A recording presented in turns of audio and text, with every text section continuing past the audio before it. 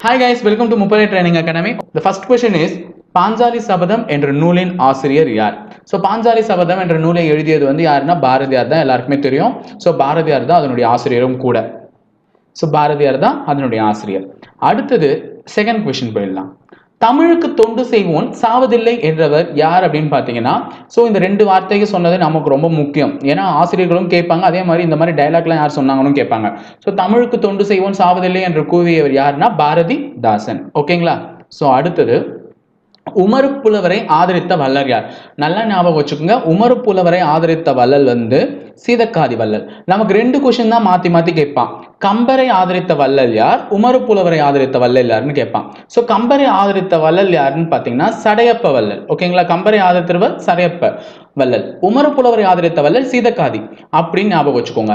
எப்படி ஞாபகம் சார் நான் வச்சுப்பேன், திடீர்னு கன்ஃபியூஸ் பண்ணி இது பண்ணிட்டேன்னா அப்படின்னு கேட்டிங்கன்னா, ஸோ சடை அப்படின்ற ஞாபகம் வச்சுக்கோங்க. இப்போ பேயெல்லாம் வந்து பிடிச்சிச்சுன்னு வச்சுக்கோங்க, அவங்க பேயை வந்து என்ன பண்ணுவாங்க, ஜடையை பிடிச்சி கம்பத்தில் அடிப்பாங்க. கம்பத்தில் அடிப்பாங்களா? ஸோ ஜடை கம்பர். ஓகேவா? கம்பத்தில் தான் அடிப்பாங்க. அதே நேரத்தில் சீதக்காதின்னு விஜய் சேதுபதி ஒரு படம் நடிச்சிருப்பாருன்னு உங்களுக்கு தெரியும். ஸோ அது வந்து அந்த அளவு ஹிட் ஆகல, கொஞ்சம் ஃப்ளாப் தான். ஸோ அந்த படத்தில் நடிக்க மறுத்திருந்தா உமரு, அவர் மறுத்திருந்தா நல்லா டெவலப் ஆயிருக்கலாம். ஓகேங்களா? உமரு. ஸோ உமரு புலவரை ஆதரித்தவர் சீதக்காதி வள்ளல், கம்பரை ஆதரித்தவர் சடையப்ப வள்ளல். ஓகேங்களா?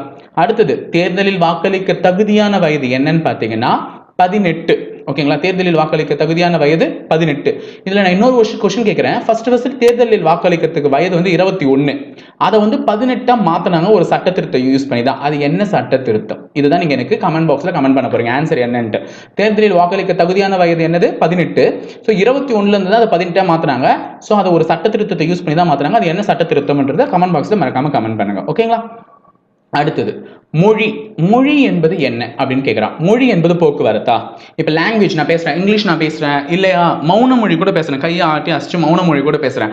அந்த மொழின்றது என்னன்னு பார்த்தீங்கன்னா ஒரு இணைப்பு கருவி. நான் சொல்கிறதே எனக்கு புரியறதும் அதுதான் இணைப்பு கருவி. என்னையும் அவரையும் இணைக்கக்கூடிய ஒரு கருவி. ஓகேங்களா? அப்போ இணைப்பு கருவி தான் மொழி. ஓகேவா? அடுத்தது 6th கொஸ்டின். மனிதன் அறிந்த முதல் உலோகம் என்னன்னு பார்த்தீங்கன்னா செம்பு. ஓகேங்களா? செம்பு தான் மனிதன் அறிந்த முதல் உலோகம் ஆகும். அடுத்தது 7th. தஞ்சை பிரகதீஸ்வரர் ஆலயத்தை கட்டியவர் யார்? ஓகேங்களா? தந்தை பிரகதீஸ்வரர் ஆலயத்தை கட்டியவர் யாருன்னு பார்த்தீங்கன்னா முதலாம் ராஜராஜன். நமக்கு தெரியும் ராஜராஜ சோழன் தான் கட்டியிருப்பாருன்னு சொல்லிட்டு. ஸோ அவர் கட்டியது வந்து முதலாம் ராஜராஜன். இது எந்த ஆண்டு கட்டப்பெற்றது? இது உங்களுக்கு தெரிஞ்சா மறக்காம கமெண்ட் பாக்ஸ்ல கமெண்ட் பண்ணுங்க. ஏன்னா ரீசெண்டாக குடமுழுக்கு நடத்தினாங்க அந்த கோயிலுக்கு, அப்போ சொல்லியிருப்பாங்க. ஓகேங்களா? சரி. அடுத்தது இந்திய தேசிய காங்கிரஸ் தோற்றுவிக்கப்பட்ட ஆண்டு என்ன? ஓகேங்களா? இந்திய தேசிய காங்கிரஸ் தோற்றுவிக்கப்பட்ட ஆண்டு 1885. ஓகேங்களா? ஐஎன்சி வந்து டெவலப் ஆனது என்னது?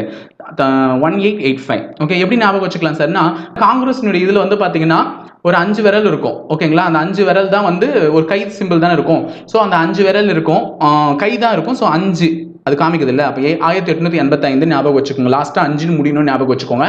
அடுத்தது 9th கொஸ்டின். இரும்பு துருப்பிடிப்பதற்கு தேவையானது என்ன? ஓகே, நீங்க வீட்டிலேயே பார்த்துருப்பீங்க, இரும்பு வந்து துருப்பிடிச்சிச்சுன்னு சொல்லுவாங்க. ஒரு ரொம்ப நாளா போட்டு வச்சிருந்தா அது மேல தண்ணி பட்டிருக்கும், தண்ணி பட்டதுனால தான் துருப்பிடிக்கும்னு சொல்லியிருப்பாங்க. தண்ணி மட்டும் படுறதுனால துருப்பிடிக்காது, தண்ணி பட்டு அதில் ஆக்சிஜன் ஏற்றம் அடையும். ஸோ ஆக்சிஜன் பிளஸ் நீர் சேர்ந்தாதான் என்ன ஆகும்? இரும்பு துருப்பிடிச்சிடும். 10th question. தாவரத்தின் பச்சையத்தில் உள்ள உலோகம் என்ன? ஓகேங்களா? தாவரத்தின் பச்சையத்தில் உள்ள உலோகத்தின் பெயர் என்ன அப்படின்னு பார்த்தீங்கன்னா மெக்னீசியம். So MG, magnesium. அதுதான் தாவரத்தின் பச்சையத்தில் உள்ள உலோகம் ஆகும். ஓகேங்களா? நெக்ஸ்ட், மலட்டுத்தன்மை நோய் டேஷ் குறைபாட்டால் ஏற்படுகிறது. மலட்டுத்தன்மைன்னு கேள்விப்பட்டிருப்பீங்க. என்ன விட்டமின் குறைபாட்டால் மலட்டுத்தன்மை ஏற்படுது? மலடி அப்படின்னு சொல்லுவாங்கல்ல. ஸோ அந்த மாதிரி ஒரு மலட்டுத்தன்மை அது வந்து எந்த விட்டமின் குறைபாட்டால் ஏற்படுதுன்னா வைட்டமின் இ. அந்த வைட்டமின் இ குறைபாட்டால் தான் ஏற்படுகிறது. Next 12th question. லென்ஸ் திறனின் எஸ்ஐ அலகு என்ன? எல்லாத்துக்குமே எஸ்ஐ அலகு தெரியணும். ஸோ எஸ்ஐ அலகு ரொம்ப முக்கியம், அது ஒரு கொஸ்டினாவே கேட்டுருவான். ஸோ லென்ஸ் திறனின் எஸ்ஐ அலகு என்னன்னு பார்த்தீங்கன்னா டயாப்டர். டயாப்டர் தான் லென்ஸ் திறனின் எஸ்ஐ அலகு ஆகும். அடுத்தது ஆழ்கடலில் முத்து குளிப்பவர்கள் சுவாசிக்க பயன்படுத்தும் வாயு கலவை என்ன? ஓகே, கடலுக்கு அடியில் ஒருத்தர் போறாங்கன்னா அந்த கடலுக்கு அடியில் போகும்பொழுது என்ன இது வந்து பயன்படுத்துவாங்க, என்ன வாயு கலவையை பயன்படுத்துவாங்கன்னு பார்த்தீங்கன்னா ஈலியம் பிளஸ் ஆக்சிஜன் இதை தான் யூஸ் பண்ணுவாங்க. ஸோ ஈலியமும் ஆக்சிஜனும் தான் யூஸ் பண்ணுவாங்க. அவங்க தான் வந்து கடலுக்கு அடியில் போறவங்க. சோ கடலின் ஆழத்தை எதை கொண்டு அளவிடுவர்? கடலின் ஆழத்தை அளவிட பயன்படும் அலகு அப்படின்னு ஞாபகம் வச்சுக்கோங்க. அது என் கேள்வி. கமெண்ட் பாக்ஸில் கமெண்ட் பண்ணுங்க. ஸோ ஒரு கடலோட ஆழத்தை எதை வச்சு மெஷர் பண்ணுவாங்க, அதை நீங்கள் சொல்லுங்கள் என்னென்னட்டு. அடின்னு சொல்கிறோம்ல, இப்போ நடந்து போகிறதுக்கு அடி ஃபீட் அப்படின்னு சொல்கிறோம்ல, அந்த மாதிரி கடலோட ஆழத்தை எதை. ஓகேங்களா. ஸோ 14th கொஸ்டின், பணம் மட்டுமே பணத்தின் தேவையை சந்திக்கும் என்று கூறியவர், பணம் மட்டுமே பணத்தின் சேவையை சந்திக்கும் என்று கூறியவர் யாருன்னு பார்த்தீங்கன்னா வாக்கர். ஏன்னா பணத்தை பார்த்தா நம்ம என்ன பண்ணுவோம், எங்க இருந்தாலும் நடந்து போய் எடுத்துருவோம். ஸோ பணம் இல்லைன்னா என்கிட்ட வராத, ஒதுங்கி போன்னு சொல்லுவாங்கல்ல, வாக்கர். வாக் அப்படின்னு ஞாபகம் வச்சுக்கோங்க. பணம் இருந்தால் உங்களை தேடி எல்லாருமே நடந்து வந்துருவாங்க. ஓகேங்களா. இல்லைன்னா யாரும் உங்களை கண்டு கூட மாட்டாங்க அப்படின்றது என்ன ஞாபகம் வச்சுக்கோங்க. ஸோ 15th கொஸ்டின், 2, 4, 6, 8, 10, 12 இடைநிலைன்னா வேற ஒன்றும் இல்லை, மீடியன். மீடியன்னால என்ன, சென்டரா இருக்கிறது தாங்க மீடியன். ஸோ ஓகே, இந்த நம்பர் எல்லாம் ஃபர்ஸ்ட் எழுதிக்கோங்க. 2, 4, 6, 8, 10, 12. மொத்தம் எத்தனை நம்பர் இருக்கு, 6 நம்பர் இருக்கு. இந்த பக்கம் 3, இந்த பக்கம் 3 நம்பர் விட்டுருங்க. இப்போ சென்டரா இருக்கிறது தான் கண்டிப்பா இடைநிலையா இருக்கும். ஸோ 6க்கும் 8க்கும் நடுவில் என்ன இருக்குங்க, 7. அப்ப 7 தான் இந்த எண்களின் இடைநிலை ஆகும். ஓகேங்களா. சரி, 16th கொஸ்டின், ஒரு மனிதன் தெற்கு நோக்கி 5 கிலோமீட்டர் நடந்து, ஓகேவா, வலப்புறம் திரும்பி 3 கிலோமீட்டர் நடந்து பிறகு இடப்புறம் திரும்பி 5 கிலோமீட்டர் நடக்கிறான் எனில் அவன் எந்த திசையை நோக்கி கொண்டிருக்கிறான். ஓகே, போட்டுலாமா. முதல் 15 கொஸ்டின் பொதறிவு பார்த்துட்டு, இப்போ 10 கொஸ்டின் வந்து ரீசனிங், உளவியல். ஓகே, ஒரு மனிதன் தெற்கு நோக்கி நடக்கிறான். ஓகே, ஃபர்ஸ்ட் தெரிஞ்சுக்கோங்க, இது வடக்கு, இது தெற்கு கீழே, இது கிழக்கு, இது மேற்கு. அப்போ ஒரு மனிதன் தெற்கு நோக்கி எத்தனை கிலோமீட்டர் நடக்கிறான், 5 கிலோமீட்டர் நடக்கிறான். பின்பு வலப்புறம், இப்படி நடந்து போறவனுக்கு எது வந்து வலப்புறம்னு பார்த்தீங்கன்னா இந்த பக்கம். ஓகேங்களா, இந்த பக்கம் தான் வலப்புறம். ஸோ வலப்புறம் திரும்பி 3 கிலோமீட்டர் நடக்கிறான். பின் இடப்புறம், இப்படி நடந்து போறவனுக்கு எது இடப்புறம்னு பார்த்தீங்கன்னா கீழே. திருப்பி இடப்புறம் திரும்பி 5 கிலோமீட்டர் நடக்கிறான். ஓகேங்களா. ஸோ ஃபர்ஸ்ட் 5 கிலோமீட்டர், திருப்பி 3 கிலோமீட்டர், திருப்பி 5 கிலோமீட்டர் நடந்திருக்கான். இப்பொழுது அவன் எந்த திசையை நோக்கி கொண்டிருக்கிறான் அப்படின்னு கேட்டா, அவன் பார்த்து கொண்டிருக்கும் திசை என்ன என்று பார்த்தால் தெற்கு. ஸோ ஆன்சர் பி, தெற்கு. ஓகேங்களா. ஓகே, 17th கொஸ்டின் என்னன்னு பார்த்தீங்கன்னா, கொடுக்கப்பட்டுள்ள தொடரில் அடுத்த எண் என்னன்னு கேட்டிருக்காங்க. ஸோ இங்கே ஒரு நம்பர் கொடுத்துருக்காங்களா உங்களுக்கு. ஸோ அதில் வந்து அடுத்த எண் என்னன்னு கேட்டிருக்காங்க. 22, 21, 23, 22 டேஷ் 23. ஓகே, இங்கே பாருங்க ஒரு சீரீஸ் கொடுத்துருக்கான். ஸோ சீரீஸில் 22லேருந்து 21 ஆகி திருப்பி 23 ஏறி இறங்கி ஏறி திருப்பி இறங்கி ஏறணும், எப்படியோ ஒன்று நடந்திருக்கணும். ஸோ இதை நான் 2 சீரீஸாக பிரிச்சுக்கிறேன். இப்போ 22க்கு அடுத்து என்ன நம்பர்னோ 23. அப்போ 23க்கு அடுத்து இங்கே என்ன நம்பர்ன்றதை கண்டுபிடிக்கலாம். இங்கே பாருங்க, இது மைனஸ் ஆயிருக்கு, சாரி பிளஸ் ஆயிருக்கு. 21லேருந்து 22, 22லேருந்து 23, இது +1 கூட்டியிருக்கான். இது -1, இதுவும் +1 கூட்டியிருக்கான். ஸோ அகைன் இங்கேயும் +1 கூட்டியிருந்தா இங்கே என்ன நம்பர் வந்திருக்கணும், 24ன்ற நம்பர் வந்திருக்கணும். So the answer is 24. ஓகேங்களா. சரி, அடுத்த கேள்வி, ஒரு குறிப்பிட்ட மொழியில் ஹார்ட். ஓகே, ஹார்டுன்ற லெட்டர் என்ன எழுதியிருக்கான்னா 1357. ஓகேவா, 1357 எழுதியிருக்கான். அதே நேரத்தில் சாஃப்ட் அதை எப்படி எழுதியிருக்காங்கன்னா சாஃப்ட் அது எப்படி எழுதியிருக்காங்கன்னு பார்த்தீங்கன்னா 2468 எழுதியிருக்காங்க. அப்போ 21448 எப்படி எழுதலாம்னு கேட்டிருக்கான். ஸோ இங்கே பாருங்க, இந்த நம்பருக்கு நேரம் என்னென்ன லெட்டர்ஸ் இருக்கும் அதை எழுதலாம். 4க்கு நேரம் என்ன இருக்கு, 2 O இருக்கு. அப்போ 2 O அங்கே வர ஆப்ஷன் ஒன்று தான், பி ஆப்ஷனில் தான் 2 O அந்த இடத்துல வருது. ஸோ ஷூட் அப்படின்ற வார்த்தையை தான் எழுதியிருக்க முடியும். Answer is over. அடுத்தது 19th கொஸ்டின்.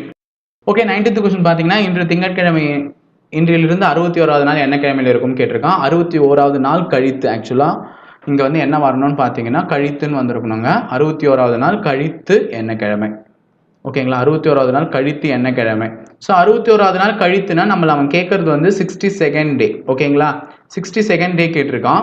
அப்போ ஃபர்ஸ்ட் டே மண்டேவா இருந்துச்சுன்னா, அதாவது 1ஆம் தேதி வந்து மண்டேவா இருந்துச்சுன்னா கண்டிப்பா 7ஆம் தேதி என்ன கிழமையா இருக்கும்னா சண்டேவா இருந்திருக்கணும். ஓகேவா, அப்போ ஒரு வாரம்ன்றது திங்கள்ல தொடங்கி ஞாயிறுல முடிஞ்சிருக்கணும். இப்போ நம்மளை கேட்கறது 62வது நாள் தானே. அப்போ 62 7ஆல் வகுத்தா 8ன்றது முழுமையாக வகுப்படும். 56 முறை, 56ன்றது 8 முறையில் வந்து முழுமையாக வகுப்படும். மிச்சம் நமக்கு எவ்வளோ மீந்திருக்கும்னா 6 மீந்திருக்கும். அப்போ 8 வீக்ஸ் 6 டேஸ்ன்னு அர்த்தம். அப்போ 8 வீக்ஸ் 6 டேஸ்னா 1ஆம் தேதி மண்டே ஆரம்பிச்சா 7ஆம் தேதி சண்டேல முடியுமா. அப்போ இந்த 8 வாரமும் மண்டேல ஆரம்பிச்சு சண்டேல தான் முடிஞ்சிருக்கும். ஓகேங்களா, அப்போ லாஸ்டா 6 நாள் எக்ஸ்ட்ராவா கூட்டணும். அப்போ திங்கள் 6வது நாள் என்ன வருதோ அது ஆன்சர். திங்கள், செவ்வாய், புதன், வியாழன், வெள்ளி, சனி. ஓகேங்களா, அப்போ ஆன்சர் வந்து என்ன கிழமை, சனிக்கிழமை. ஓகேங்களா. நெக்ஸ்ட் கொடுக்கப்பட்டுள்ள தொடரில் சேராத எண் எது? ஓகேங்களா, கொடுக்கப்பட்டுள்ள தொடரில் சேராத எண் 3 கொடுத்துருக்கான், 5 கொடுத்துருக்கான், 11, 14, 17, 21. எந்த எண் சேராது அப்படின்னு பார்த்தீங்கன்னா நல்லா தெரியுது 14 தான். பிகாஸ் மற்ற எல்லா நம்பருமே ஒற்றைப்படை எண்கள், ஆட் நம்பர். 14 மட்டும்தான் என்ன number? Even number. So answer is C. ஓகேங்களா. ஸோ நெக்ஸ்ட் 21வது கேள்வி. 1 முதல் 100 வரை உள்ள எல்லா எண்களையும் எழுதினால் எத்தனை முறை 3 எழுதுவீர்கள்? குட். இது நல்லா ஞாபகம் வச்சுக்கோங்க. இந்த கொஷின் வந்து இம்பார்ட்டன்ட் கொஷின். பல எக்ஸாமில் கேட்டிருக்கான். இந்த நம்பரை மட்டும் தான் மாற்றுவான். சப்போஸ் இங்கே 5 எத்தனை முறை வருது, 7 எத்தனை முறை வருது, 6 எத்தனை முறை வருது, 8 எத்தனை முறை வருது, இப்படி தான் கேட்பான். என்ன கேட்டாலும் ஆன்சர் என்னன்னு பார்த்தீங்கன்னா 20. அதுதான் ஆன்சர். ஓகேவா. சரி, அடுத்தது கொடுக்கப்பட்டுள்ள தொடரில் அடுத்த எண் என்ன? அப்போ 2, 3, 5, 8, 12, 17. அடுத்த எண் என்னன்னு கேட்குறான். ஸோ இது பாருங்க, 1 ஆட் பண்ணியிருக்கான். ஓகே, இந்த நம்பர்லேருந்து இந்த நம்பருக்கு 2 ஆட் பண்ணியிருக்கான். இந்த நம்பர்லேருந்து நம்பர் 3, இதில் 4 ஆட் பண்ணியிருக்கான், இதில் 5 ஆட் பண்ணியிருக்கான். அப்போ அடுத்தது என்ன ஆட் பண்ணணும்னு உங்களுக்கே தெரியும், 6 ஆட் பண்ணியிருக்கணும். So answer 23. அடுத்தது மற்றவைகளிலிருந்து வித்தியாசமான வார்த்தை எது? தக்காளி, கேரட், இஞ்சி, உருளைன்னு சொல்லியிருக்காங்க. நல்லா ஞாபகம் வச்சுக்கோங்க. இந்த கேரட் ஆகட்டும், இஞ்சி ஆகட்டும், உருளை ஆகட்டும் எல்லாமே நிலத்துக்கு கீழே வளரும். தக்காளி தான் நிலத்துக்கு மேலே வளரும். ஸோ தக்காளி தான் ஆன்சர். ஓகேங்களா. சரி, அடுத்தது பாட்ஸ் அப்படின்ற ஒரு வார்த்தையை, ஓகேவா, பாட்ஸ் அப்படின்ற ஒரு வார்த்தையை ஸ்ட்ராப்னு எழுதியிருக்கான். ஏதோ ஒன்று பண்ணியிருக்காங்க. ஒன்றும் பண்ணல. இந்த பி லாஸ்ட்டாக போயிருக்கு, ஏ இங்கே போயிருக்கு, ஆர் இங்கே போயிருக்கு, டி இப்படி போயிருக்கு, எஸ் அப்படி போயிருக்கு. ஸோ அப்படியே ரிவர்ஸில் எழுதியிருக்காங்க. அப்போ ஓல்ஃப் அது எப்படி எழுதியிருப்பாங்கன்னா ஃப்ளோ. ஓகேங்களா. அப்படியே ரிவர்ஸில் எழுதுனா ஃப்ளோன்னு கிடச்சிருக்கும். லாஸ்ட் கொஷின், 25th கொஷின் பார்த்துடலாம். So the last question. ஒரு பழ வியாபாரி அவரிடம் இருந்த ஆப்பிள்களில் 40% விற்கிறார். 420 ஆப்பிள்களை விற்பனை செய்யவில்லை. அவரிடம் மொத்தம் எவ்வளவு பழங்கள் இருந்தன? நல்லா ஞாபகம் வச்சுக்கோங்க. ஒரு பழ வியாபாரி மொத்தம் 100% பழம், அதில் எவ்வளோ சதவீதம் வித்துட்டாரு? 40% வித்துட்டாரு. அப்போ அவர்கிட்ட ரிமைனிங் எவ்வளோ இருக்கும்? 60% பழம். அப்போ அவன் சொல்லியிருக்கான், என்ன சொல்லியிருக்கான்னா 40% வித்து முடிச்சிட்ட உடனே 420 ஆப்பிள்கள் அவர் விற்பனை செய்யவில்லைன்னா அப்புறம் அவர் விற்பனை செய்யாத பழத்தினுடைய சதவீதம் 60%. அப்போ 60% தான் 420னா நம்மளை கேட்கறது அவரிடம் மொத்தம் எவ்வளவு ஆப்பிள்கள் இருந்தன, இந்த 100% என்னன்னு கேட்குறான். நல்லா ஞாபகம் வச்சுக்கோங்க. விற்பனை செய்யாத பழம் 60%, அதுதான் 420னா 100% என்ன, 100% என்னன்னு கேட்குறாங்க. அப்போ 100% என்னன்றதை கண்டுபிடிச்சிட்டா முடிஞ்சிச்சு. ஓகேங்களா. இப்போ கிராஸ் மல்டிப்ளை பண்ணணுங்க. Okay, 100 × 420 divided by 60. 0க்கு 0 இந்த இடத்துல கேன்சல் பண்ணிக்கலாம் ஒரு 0வை. ஸோ 6 42 அடித்தா எத்தனை முறை வரும்னா 70 முறை. So 7 × 10 700. So answer is D. ஓகேங்களா. குட்டா. இந்த கேள்வி இதுவரையும் டேட்டா மாற்றாத நிறைய முறை கேட்டிருக்கான். Very very important question. நிறைய கொஸ்டின் பேப்பர்ஸ்லையும் கேட்டிருக்கான். Okay, good. ஓகே, நெக்ஸ்ட் வீடியோவில் பார்க்கலாம். இந்த வீடியோ பிடிச்சிருந்தா லைக் பண்ணுங்கள், ஷேர் பண்ணுங்கள், கமெண்ட் பண்ணுங்கள். உங்கள் டவுட்ஸ் எதாக இருந்தாலும் கமெண்ட் பாக்ஸில் கமெண்ட் பண்ணுங்கள்.